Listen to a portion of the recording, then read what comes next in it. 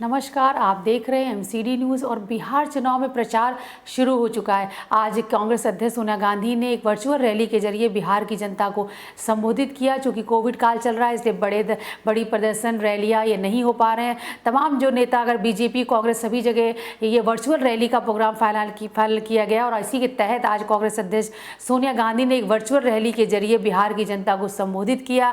आज चूँकि 2 अक्टूबर है, लिहाजा उन्होंने चंपारण का जिक्र करते हुए गांधी जी को नमन किया और कहा कि इस समय जो देश में माहौल चल रहा है, तमाम जो विपक्षी पार्टियां वो गांधी जी का नाम तो ले रही हैं, लेकिन उनके आदर्शों को पूरी तरीके से वो कुचल रही हैं। उन्होंने कहा कि आज पूरे देश में भय का माहौल है, भावनाओं से खेला जा रहा है। उन्होंने बिहार की जनता को आगाह किया कि आप ऐसी शक्तियों से बिल्कुल अलर्ट रहे। आने वाले चुनाव में आप सोच समझकर ऐसे लोगों को सत्ता में भेजें जो आपके हितों को ध्यान रख सके। आइए हम सुनते हैं आज सोनिया गांधी ने बिहार की जनता को क्या संबोधित किया।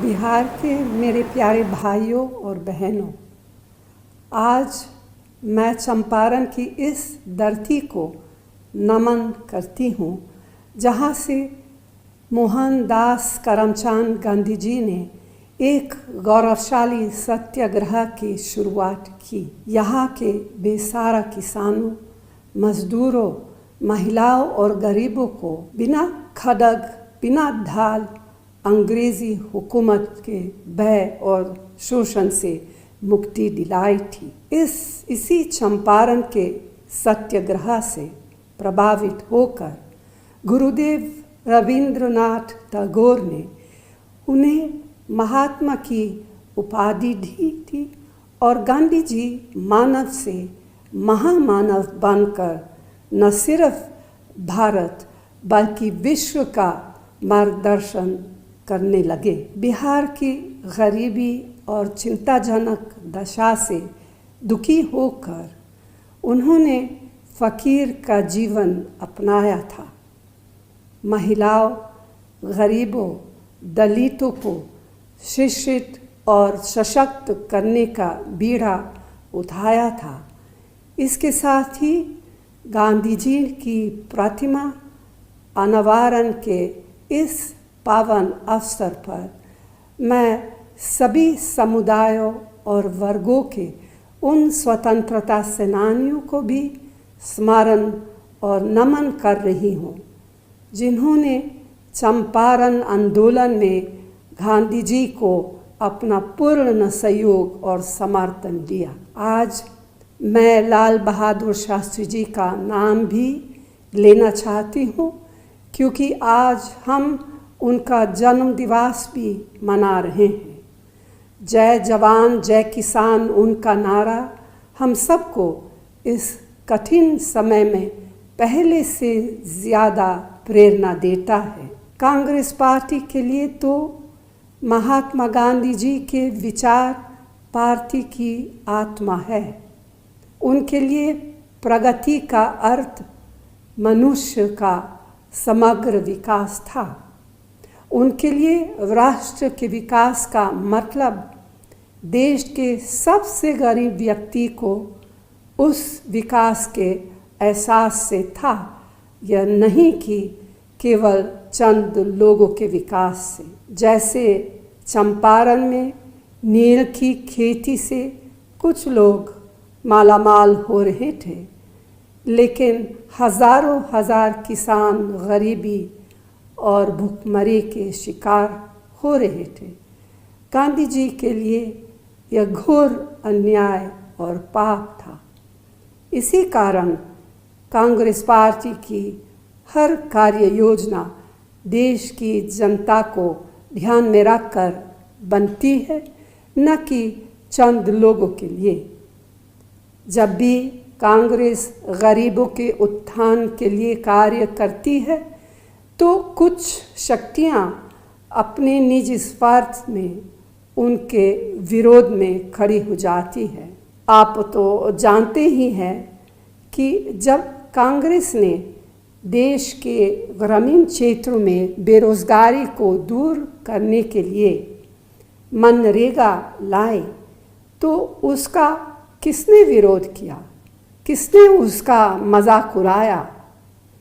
अगर आज मनरेगा जैसी योजना नहीं होती तो इस कोरोना महामारी के दौरान करोड़ों लोग भूखमरी के शिकार हो गए होते।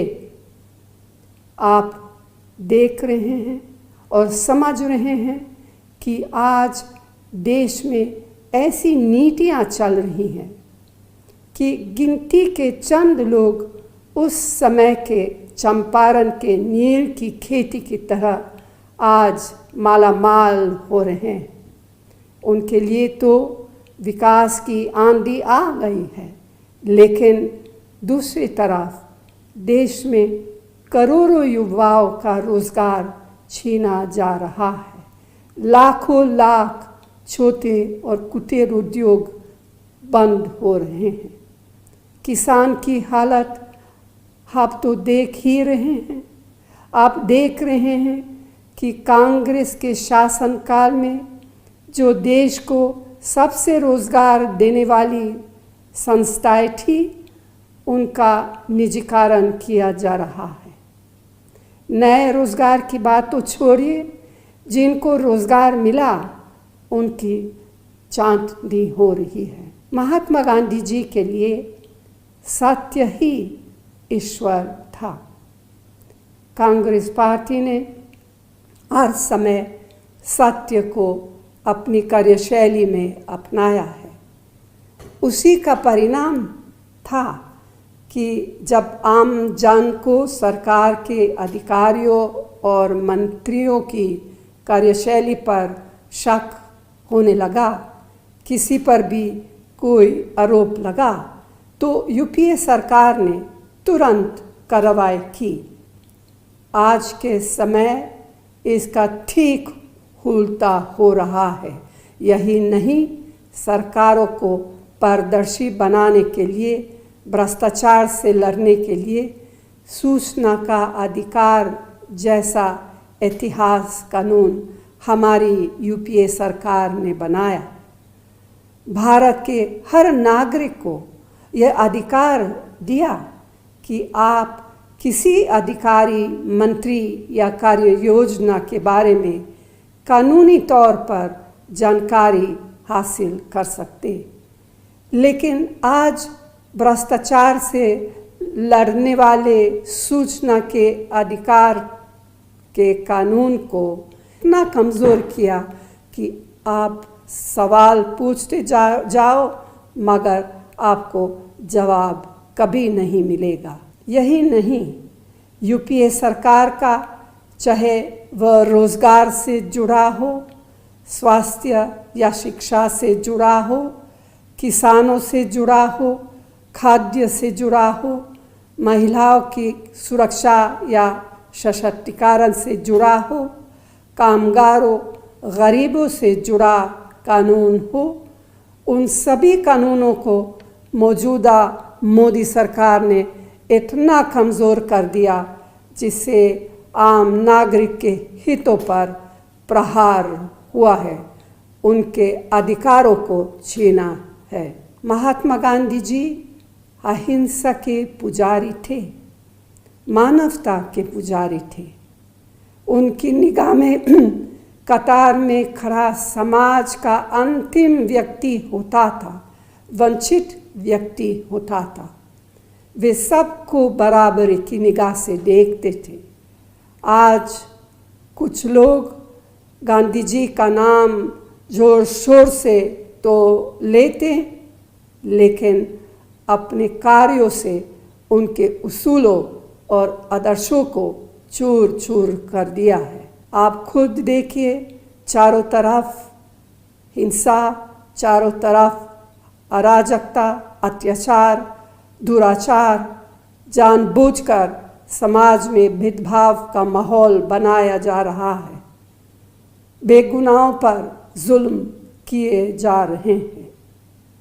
भाइयों और बहनों, बस अब बहुत हो गया है। मैं इतना कहना चाहती हूँ कि कुछ लोग भावना, भ्रम और भय का व्यापार करके सरकार चला रहे हैं। आप उन सब से सावधान रहें और सही निर्णय लें। इसके लिए गांधी जी के सत्य, अहिंसा और स्वराज के मार्ग पर चलते हुए हम सबको एकजुट होकर लड़ना होगा। यही महात्मा गांधी जी को सच्ची श्रद्धांजलि होगी। कांग्रेस पार्टी गांधी जी के सत्य और अहिंसा के मार्ग पर चलकर लगातार संघर्ष करेगी और आखिर में आप सभी के सहयोग से सफलता पाएगी। अंत में मैं बिहार की इस महान भूमि, भगवान बुद्ध, भगवान महावीर, गुरु गोविंद सिंह जी की जन्मभूमि और राष्ट्रपिता महात्मा गांधी की कर्मभूमि बिहार को नमन करते हुए